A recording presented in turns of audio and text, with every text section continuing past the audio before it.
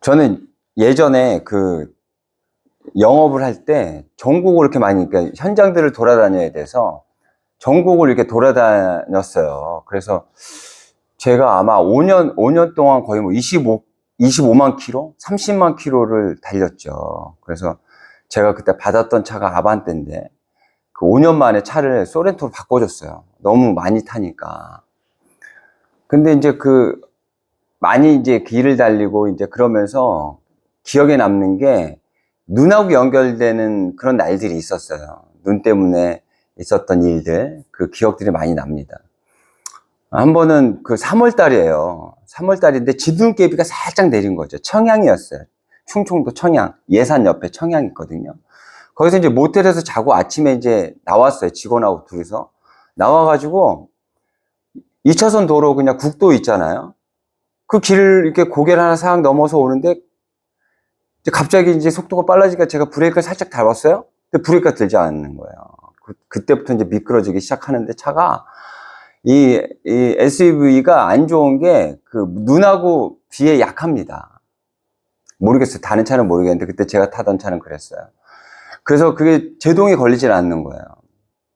가다가 그 차가 이렇게 뒤집어져서 지붕을 밟고 나온 그런 기억이 있습니다. 다치지는 않았어요. 다치지는 않았어요. 하여튼 그런 기억도 있고요.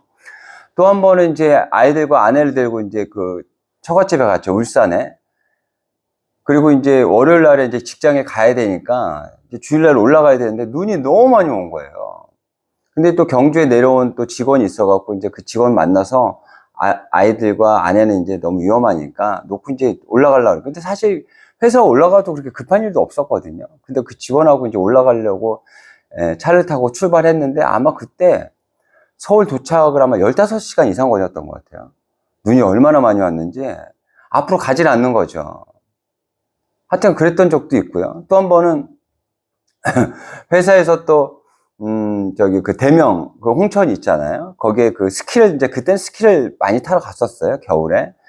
그래서 이제 워크숍 한다고 이제 스키 타러 이제 그곳에 갔는데 눈이 너무 많이 온 거예요. 그러니까 차를 뺄 수가 없어요. 주차장에서 눈이 얼마나 많이 왔는지. 그래서 월요일 날 아마 저희가 그때 출근을 다 안 했던, 굉장히 그래서 즐거웠던 그랬던 기억이 있고요. 또 한 번은 이런 적도 있어요. 저기 이제 부산에서 일을 보고 이제 전라도로 이제 넘어가야 됩니다. 전라도로 넘어가야 되는데 이제 남해고속도로를 타고 왔어요. 근데 그때 눈이 왔습니다. 근데 그때 눈이 얼마나 왔냐면 5cm 미만으로 왔어요. 그 5cm 정도면은 강원도나 서울에서는 눈도 아니에요. 그거는 뭐 전혀 문제가 되지 않아요. 그런데 그 남해고속도로가 완전히 거의 폐쇄가 돼 버렸어요. 그 5cm 눈 때문에. 왜 그런 줄 아세요? 그곳에는 눈이 안 와요. 눈이 오는 경우가 거의 없어요. 그 5cm가 눈이 왔다는 거는 그곳에선 강원도에서 뭐 30cm, 40cm 눈이 왔을 정도의 그 정도의 데미지가 있는 거예요. 근데 그때는 아반떼를 타고 다닐 때였는데 그 아반떼 기름을 넣었어야 되는데 귀찮으니까 이제 가다가 내 차로 안 넣었던 거예요. 직원하고 둘이서. 가다가 이제 차가 앞으로 나가질 못합니다. 아예 나가질 못하는데 기름도 없어요. 시동을 계속 걸어놓을 수가 없는 거예요. 이게 시동이 꺼질까봐. 그래갖고 시동을 또 끄고 있어요. 그 한겨울에. 지금 생각하면 아찔합니다. 근데 왜 5cm밖에 안 되는 눈에 왜 그렇게 차가 완전히 도로가 완전히 그렇게 막히고 난리가 났을까요? 그런 기억이 없어요. 그렇게 눈이 많이 왔던 그런 기억이 없어요. 그러니까 대비를 안 했죠. 강원도는 어떻습니까? 눈이 조금만 오면 그냥 바로 제설이 됩니다. 왜? 그런 기억들이 있어요. 예전에 그런 기억들이 있기 때문에 준비를 해놓죠. 오늘 말씀 보면은요, 이제 8장의 말씀을 한번 가볼게요. 8장 20절부터 한번 보도록 하겠습니다. 8장 20절부터. 네, 9장 20절이요. 죄송합니다. 9장 20절. 9장 20절부터 한번 같이 읽어봐요. 같이 한번 쭉 읽어봐요. 불임절에 대한 이야기거든요. 같이 읽습니다. 시작. 모르드게가 이 일을 기록하고 아하수에로 왕의 각 지방에 있는 모든 유다인에게 원군을 막론하고 글을 보내어 이르기를 한 규례를 세워 해마다 아달월 14일과 15일을 지키라. 이날에 유다인들이 대적하게서 벗어나서 평안함을 얻어 슬픔이 변하여 기쁨이 되고 애통이 변하여 길한 날이 되었으니 이 두 날을 지켜 잔치를 베풀고 즐기며 서로 예물을 주며 가난한 자를 구제하라 하매. 이 절기는 있잖아요. 기억하기 위해서 절기를 지킵니다. 이 불임절을 이제 지키라 그런 얘기인 거예요. 그 불임이라는 뜻은 무슨 뜻이냐면 제비뽑기, 주사위 이런 뜻을 갖고 있어요. 그 뜻은 왜 불임절이라고 짓게 됐냐면 이제 그 유대인들이 다 죽게 생겼어요. 그래서 이제 그 죽을 날을 제비뽑기 하는 거예요. 제비뽑기에서 그 죽을 날이 정해지잖아요. 그럼 그 페르시아에 있는 모든 유대인들이 다 죽어야 되는 상황인 거예요. 그런 절박한 상황이었어요. 근데 그로부터 구원함을 얻은 거예요. 그래서 이 절기를 지키라는 거예요. 기억하라 그러는 거예요. 그들이 이렇게 살 수 있었던 그 이유는 하나님으로부터 인해서, 하나님의 능력을 통해서 이렇게 살아날 수 있게 된 거예요. 죽지 않고 살 수 있었던 거예요. 다시 한번 하나님의 은혜를, 하나님의 사랑을 다시 한번 기억하기 위해 이 불임절을 지키라, 그렇게 이야기를 하고 있는 거예요. 그렇다면 이 일이 어떻게 발생이 됐는지 우리가 좀 알아봐야 되겠죠? 그렇죠? 이 이스라엘은 강대국에 망합니다. 그렇죠? 그리고 포로로 끌려가요. 그 바벨론이라는 나라에 그 남유다가 끌려갔습니다. 근데 그 바벨론이 페르시아에 또 멸망당해요. 그래서 그 포로로 끌려갔던 이스라엘 사람들이 페르시아에 삽니다. 근데 페르시아에 사는데 페르시아 그 왕 밑에 그 가장 큰 권력을 갖고 있는 사람이 누구냐? 하만이라는 사람이에요. 이 사람은 아각 사람이에요. 아각은 있잖아요. 아각이 아니죠. 아각은 사람 이름인데 아말렉 그렇죠. 아각 사람 아말렉. 그러니까 아각은 그때 왕이었고요. 아말렉이란 나라가 있었어요. 근데 아말렉이란 이 나라가 이스라엘과는 완전히 굉장히 우리나라와 굉장히 악연이 있는 나라가 일본이잖아요. 그런 것처럼 아말렉과 이스라엘은 그런 관계에 있었어요. 그 아말렉 사람이 누구냐면 하만이라는 사람이에요. 그 하만이라는 사람이 그 왕에게 가장 총애를 받는 가장 권력을 갖고 있는 사람이에요. 그래서 이 사람이 길을 가면 모든 사람들이 그 사람에게 절을 합니다. 페르시아 사람들이. 그런데 한 사람만 절을 안 해요. 그 사람이 누구냐면 모르드게예요. 유대인이에요. 그 사람만 절을 하지 않습니다. 그때 이 하만 이 사람이 너무 화가 나는 거예요. 너무 화가 나가지고 이 모르드게를 죽이고 싶어요. 근데 모르드게만 죽여서 성이 안 차. 모르드게가 유대인이잖아요. 그 원한이 있잖아요. 서로의 어떤 나라 간의 어떤 그런 부분들이 있다 보니 그 모르드게만 죽여서 성이 안 차. 유대인들을 다 죽여야겠다. 그래서 그 왕에게 뇌물을 주고 거짓을 고하고. 그래서 그 왕이 그 조서를 내립니다. 유대인들을 한날 한시에 다 죽이라고. 그래서 그 불임이라는 그 제비뽑기를 통해서 날짜를 이제 정하기만 하면 다 죽는 그런 상황이 있었던 거예요. 하만으로부터 그런 일들을 이제 겪게 된 거예요. 그런데 모르드게의 조카가 누구냐면 에스더예요. 에스더는 그 왕의 왕후예요. 부인이에요. 그 내용들을 모르드게가 에스더에게 이야기를 하죠. 그리고 그때부터 모르드게와 에스더는 기도하죠. 누구에게요? 하나님에게 기도해요. 어때요? 바람직하죠? 이거 당연하지. 하나님 믿음이 있는 우리가 이렇게 힘들고 어려운 상황이 있으면 하나님께 기도하고 하나님께 구해야지. 그런데 우리가 힘들고 어려운 일 겪으면요, 사람을 먼저 찾는 경우들이 있어요. 그리고 또 물질을 먼저 찾는 경우들이 있어요. 그 모습을 어디서 볼 수 있냐면, 그 하만이라는 사람을 통해 볼 수 있어요. 이제 상황이 어떻게 됐냐면, 하만이 모르드게와 유대 사람들 다 죽이려고 했는데, 상황이 이제 바뀌었어요. 오늘 읽었던 말씀의 내용이 그 내용인 거예요. 에스더가 왕에게 이제 다 고한 거죠. 그때 왕이 이제 물어보는 거예요. 그게 누구야? 하만이에요. 그리고 좀 전에 그 말씀처럼 그 왕은 이제 잠깐 자리를 비워요. 그때 하만이 에스더에게 와서 이제 구걸하는 거죠. 목숨을 구걸하는 거예요. 하만은 누구에게 구걸해요? 사람에게 구걸하는 거예요. 제가 그 예전에도 한번 말씀드렸는데, 제가 일하다가 그 현관문을 붙이다 현관 키가 잘못돼 갖고 다시 달았더니 작동이 안 된다고 한번 말씀드렸던 적이 있잖아요. 그래서 그 전에도 그게 잘못돼 갖고 한번 그거를 손해배상을 해준 적이 있어요. 그러면 하루 일당이 다 날아가는 거예요. 참 안타까운 일인 거죠. 그때도 그런 상황이 된 거예요. 그래서 그 주인 아주머니한테 얘기했더니 아주머니가, 아예 돈 들여서 고칠 수 있는 거는 문제가 안 돼요. 그런 거 걱정하지 마세요. 제가 내일 알아서 할 테니까 걱정하지 말고 마무리해 주세요. 이렇게 얘기하는 거예요. 저는 정말 놀랐거든요. 그래서 너무 고마워가지고 그걸 잘 손볼 수 있는 실장님을 불러가지고 결국에는 다 고쳐드리고 왔죠. 너무 감사해서. 그래요. 돈으로 해결할 수 없는 이런 것들. 우리는 돈이면 다 될 것 같아요. 돈만 많으면 사람들한테 인정받고요. 또 내가 더 편리하게 더 많은 것들을 누리며 살아갈 수 있어요. 근데 돈으로 안 된다는 걸 그 아주머니는 알고 있어요. 알고 있죠. 마음의 상처, 육신의 중병, 아무리 돈이 많아도요. 아무리 돈 많은 그 기업의 갑부들, 이런 사람들도 결국에는 다 죽었잖아요. 죽을 수밖에 없어요. 돈으로 해결할 수 없어요. 그리고 우리가 중병을 앓게 되면 그 병원과 의사를 믿죠. 왜? 그들의 손에 달려 있잖아요. 그렇죠? 근데 결국에는 그들이 병을 고칠 수 있는 그 프로테이지가 있잖아요. 17%, 18%밖에 안 된다라는 그런 이야기가 있어요. 정확한 건지 모르겠지만 예전에 그 병원, 그 의사들이 고칠 수 있는 병의 그 프로테이지가 그 정도밖에 안 된다.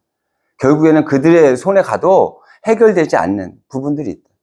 그래서 중병을 앓는 분들이 그분들을 찾아서 이제 병을 고치려고 갔다가 결국에는 고쳐지지 않는 것을 보고 낙담하고 그래서 힘들고 어려운 과정을 겪는 그런 경우들이 있잖아요. 저희 아버지도 그랬고. 결국에는 사람의 손으로 사람들이 갖고 있는 그 물질로서 해결되지 않는 부분들이 있다라는 거예요. 하지만 지금 하만이라는 사람은 에스더에게 지금 절하고 있어요. 에스더에게 목숨을 구원하고 있어요. 하지만 모르드게와 에스더는 누구에게 기도하고 누구에게 목숨을 구하고 은혜를 구했냐면 하나님께 구했어요. 왜요? 하나님은 능력이 하나님이에요. 사람이 할 수 없는, 물질이 할 수 없는 것을 하나님께서는 하실 수 있는 거예요. 그래서 우리는 믿음을 갖고 있는 거예요. 내가 할 수 있을 것 같으면 뭐 하나님 뭐 하려고 믿어요. 그렇죠? 제 능력으로 영생을 얻고 제 능력으로 구원을 얻고 제 능력으로 죽지 않고 이 땅에서 영원토록 살 수 있다면, 늙지 않고 건강하게 살 수 있다면 왜 하나님 믿겠어요? 근데 그렇지 않잖아요. 할 수 없잖아요. 그 능력이 하나님에게 뺏기는 없잖아요. 그렇기 때문에 우리는 하나님에 대한 믿음을 갖고 있는 거예요. 우리가 할 수 없는 능력을 우리 하나님께서는 갖고 계셔요. 우리의 피로들을 하나님께서 우리에게 채워주실 수 있는 분이 바로 하나님이에요. 야, 하만 이 사람은 뭐 유대인도 아니고 하나님 믿는 사람이 아니었기 때문에 사람한테 가서 구한 거겠지. 아니요. 하나님을 믿는 우리들도 있잖아요. 어떤 어려운 상황이 오게 되면 하나님을 찾지 않고요. 사람을 찾고 물질을 찾는 경우들이 있어요. 오늘 말씀을 통해서 어떤 상황이 오더라도 저는 하나님에게 먼저 구하겠습니다. 하나님에게 먼저 달려가겠습니다. 하나님에게 더 간절히 간구하겠습니다 하는 그 결단이 여러분들에게 있었으면 좋겠습니다.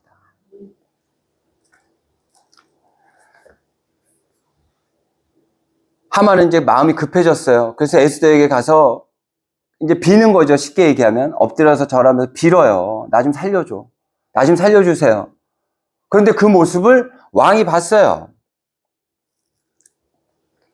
보세요. 8절입니다. 왕이 후원으로부터 잔치자리에 돌아오니 하만이 에스더가 앉은 걸상에 엎드렸거늘 왕이 이르되 저가 궁중 내 앞에서 왕후를 강간까지 하고자 하는가 하니 이 말이 왕의 입에서 나오매 무리가 하만의 얼굴을 싸더라. 아무리 그 많은 사람들이 있고 막 이런데 그 하만이 그런 일을 저지르려고 했겠어요. 목숨을 구하려고 했던 거죠. 근데 빌미가 된 거예요. 지금 다 죽이라고 조서를 내려놨단 말이에요. 명령을 내려놓은 거예요. 전국에다가. 그런데 이제 와가지고 야, 그 조서 내가 잘못 보낸 거야. 그거 없었던 일로 해줘. 라고 하기에는 왕의 어깨가 너무 무거운 거죠. 이렇게 가벼운 왕을 누가 믿겠어요. 그렇죠? 지금 하만을 죽여야 될 상황이에요. 하만이 잘못했어요. 근데 그 조서를 내렸던 조서를 다시 다 회수하고 하만을 죽이기에는 지금 상황이 너무 어려운 거예요. 하나의 빌미를 찾은 거죠. 자신을 정당화 시키는 거죠.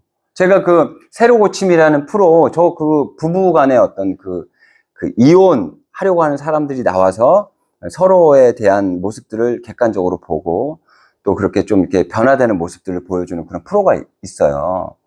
근데 그 한 부부가 나오는데 남자는 직장을 다니는 남자인데 집에 오면 집에 가사를 다 합니다. 집에 오면. 그리고 그 아이들 양육까지 다 해요. 그러면 그 여자는, 그 엄마라는 여자는 그분은 뭘 하냐면 SNS에 계속 하는 거예요. 그 SNS를 통해서 뭘 하냐면 자기 아이가 있는 그런 아주머니들, 그러니까 자기랑 비슷한 어떤 그런 상황에 있는 사람들과 SNS를 하는 거죠. 그리고 그 사람들과 또 밤 12시가 넘어서 만나요. 그리고 술을 한 잔 같이 하면서 자신의 이야기들을 다 토로합니다. 다 이야기해요. 그러면 같은 입장이다 보니 잘 들어주죠. 그렇죠? 그런 쪽으로 아이를 키우는 그런 어렵고 힘든 일들이 있어요, 분명하게. 그래서 그런 일을 이야기하면 그런 상황에 있는 사람들이다 보니 그런 이야기들에 대해서 잘 들어주죠. 그러니까 SNS를 통해서 아니면 상황을 통해서 자신의 어떤 어려움이나 이런 것들은 토로하는데 아이들에 대한, 가족에 대한 어떤 자기가 해야 할 일들은 잘 하지 않아요. 그리고 또 입에서 욕이 계속해서 끊이지 않고 나옵니다. 그것도 아이들이 그 욕을 따라해요. 그러니까 객관적으로 보니까 본인도 자신의 모습을 보니까 이건 아니다 싶은 거죠. 그렇죠? 그러니까 그 MC가 물어봐요. 그걸 보면서 이거 보시면 어때요? 그랬더니 얼굴이 이제 빨개졌죠. 자신의 모습을 객관적으로 보니 이건 아닌가 보다. 이건 좀 아닌데 싶다. 이제 이렇게 생각을 하는 거겠죠. 그러면서 뭐라 그러냐면 그래도 저와 같은 모습의 사람이 우리나라 그 아이들을 갖고 있는 엄마들 중에 한 20%는 되지 않겠어요? 그러니까 그 사람 얘기는 그건 거예요. 한 20% 되는 사람들이 너무 힘들고 어려워서 아이들 앞에서 욕도 좀 하고 아이들 좀 보는 게 지쳐갖고 SNS에 막 집중하기도 하고 그러지 않겠어요? 그렇게 얘기했더니 MC가 뭐라 그러는 줄 알아요? 아마 우리나라 전국에 그 아이를 갖고 있는 어머니들 중에 20%가 아니라 20명도 안 될 거예요. 그렇게 얘기를 하더라고요. 20명은 넘겠죠. 가정법이겠죠. 아니, 아이를 키우는 엄마가 아이들 앞에서 왜 욕을 하겠어요? 너무 힘드니까 할 경우도 있겠지만 그런 사람은 많지 않다라는 거예요. 많지 않아요. 그런데 그 엄마는, 그 여자는 자신을 정당화하는 거죠.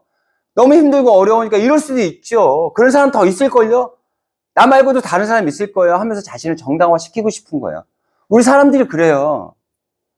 자기가 잘못을 해놓고선도 있잖아요. 다른 사람이 더 잘못했으니까 내가 그럴 수밖에 없었죠. 라고 하면서 자신을 정당화시키는 그런 경우들이 있어요.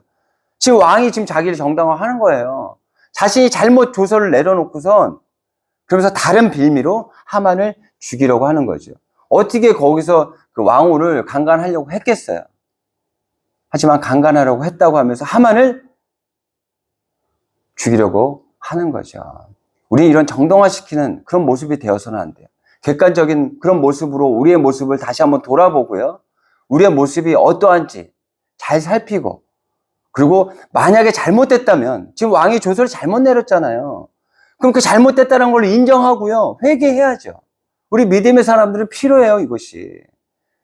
그냥 내가 잘못해놓고서 나를 정당화시키는 그런 그런 인간이 되어서는 안 되고 내가 잘못했다는 걸 깨달아 알잖아요?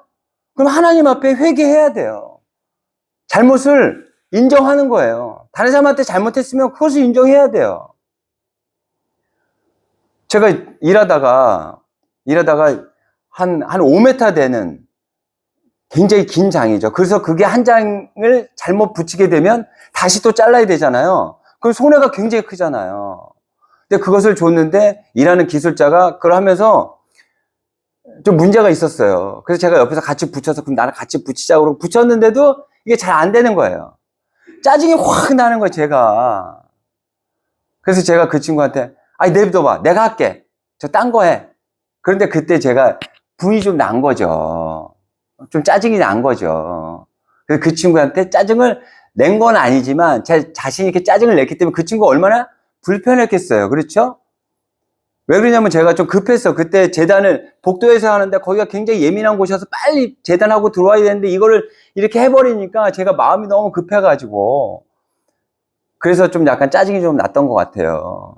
그리고 가만 생각해 보니까 너무 미안한 거예요. 그래서 그 친구한테 얘기했어요. 내가 좀 전에 짜증낸 거 미안해. 그랬더니 짜증 내셨어요? 그렇게 이야기하는. 근데 분명히 짜증낸 거 알면서도 그 친구들 이렇게 좋게 받아주는 거죠. 미안하더라. 내가 잘못했으면 인정해야죠. 그리고 사과해야죠. 그리고 우리 믿는 사람들은 하나님 앞에 회개해야죠. 그래야지 우리에게 변화가 있을 수 있는 거예요.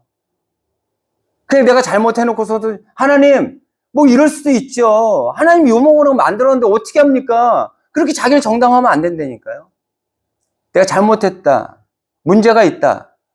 다 들춰내고 회개하고 사과하고 그런 우리의 모습이 되어야 하겠습니다. 그리고 오늘 에스더가 있잖아요. 그 왕에게 지금 상황들을 이야기한단 말이에요. 굉장히 조심스럽게 이야기합니다. 왜 그러냐면 이것이 만약에 하만과 그 유대인 에스더와 모르드게의 어떤 싸움이 되어버렸는데요. 만약에 왕이 하만의 손을 들어주게 되잖아요. 그럼 에스더와 모르드게는 죽겠죠.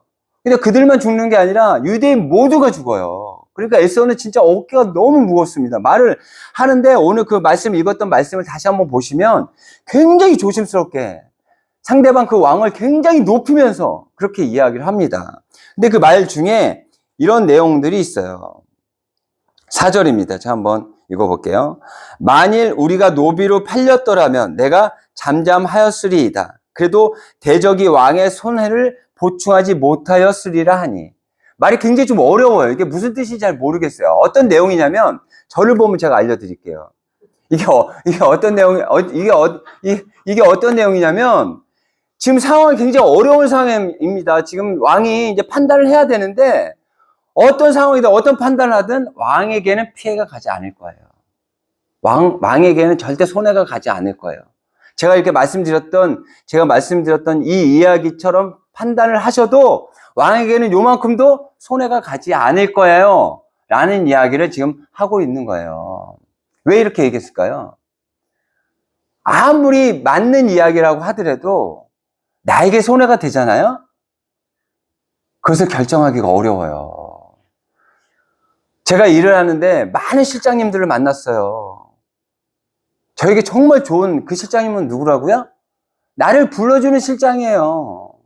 나를 불러주고 나에게 일을 주는 인테리어 그 사장님들 많죠? 정말 좋은 분은 어떤 사람이면 저에게 일거리를 주는 분이 좋은 거예요. 우리는 그런 존재라니까요. 아무리 맞는 일이라고 정의로운 일이라고 하더라도 나에게 피해가 오면 판단을 잘못할 수 있어요. 그래서 에스더가 왕에게 굉장히 조심스럽게 이야기하는 거예요. 제가 지금 말씀드린 것 이렇게 판단하셔도 왕에게는 요만큼의 피해도 없을 거예요. 라는 것을 이야기하는 거예요. 그런데 이 모습은 어떤 모습과 좀 상충됩니까? 예수님의 모습과 너무 상충되죠. 예수님은 우리가 죄인이 우린 죽어도 돼요, 솔직히. 그렇죠? 죽어도 돼요. 본인은 죄가 없어요. 그런데 죄인이 우리 때문에 본인이 죽었단 말이에요. 우리는 나에게 피해가 오고 나에게 문제가 생길 것 같으면 절대 맞는 일이라고 해도 그렇게 판단하지 않아요. 결정하지 않아요. 나에게 손해가 오기 때문에. 하지만 예수님은 당장 자기가 죽어야 하고 희생을 당해야 하는데도 불구하고 그렇지 않아요. 그런데 안타까운 건 뭐냐면 나에게 피해가 오는 것을 두려워하고 그렇게 판단하고 결정하지 못하는 게 우리의 본성 같아요. 그렇죠. 당장 나에게 손해가 된다고 한다면 아무리 남에게 이로운 일이 된다고 하더라도 결정하기가 어려워요. 그렇게 결정하시는 분들도 있죠. 오늘 말씀을 보면서 이 왕 정도가 되면 그 이상을 좀 넘어서야 되는 거 아니야? 하지만 세상 사람들은 왕이어도요 자신의 이익을 먼저 찾는 부분들이 있는 거예요. 하지만 믿는 우리들은 예수님의 모습을 닮아가야 된다 그랬잖아요. 먼저 희생하고 먼저 나누는 그런 인생이 되어야 돼요. 하지만 세상의 모습은 어떻습니까? 정글의 모습처럼 육식동물이 초식동물을 잡아먹잖아요. 근데 그 모습은 얼마나 자연스러워. 그렇죠? 굉장히 자연스러워요. 그들이 살기 위해서 먹는단 말이에요. 우리 인간 세상도 마찬가지예요. 네가 희생해줘야지 내가 살 수 있어. 라는 방식이에요. 하지만 예수님께서 그렇지 않아도 우리가 살아갈 수 있다는 것들을 그 희생을 통해서 우리에게 보여주셨어요. 그렇게 우리는 살아가야 돼요. 근데 너무 감사한 건 뭐냐면 우리는 나의 이익을 먼저 찾는 것이 본성인 것 같지만 또 그렇지 않은 모습도 있어요. 제가 이제 아버지를 일주일 전에 이제 보내드리고 일주일밖에 되지 않았지만 아버지의 모습이 너무 많이 떠오릅니다. 살아생전에 우리에게 보여주셨던 그런 모습들. 저희 아버지는 키가 좀 작으시고요. 그리고 또 욱하는 또 어떤 그 다혈질적인 성격도 있으시고 그래서 어디하고 싸움이 붙으시면 제가 말씀드렸잖아요. 어제 우리 기도회 때도 절대 지지 않습니다. 그래서 저는 저희 아버지의 그런 모습들이 어떨 때는 좀 부끄럽기도 했어요. 좀 이렇게 져줄 수 있는 그런 아량 있는 좀 마음이 넓은 그런 아버지였었으면 얼마나 좋았을까 이런 생각도 해봤거든요. 근데 일주일 동안 어떤 생각이 들었냐면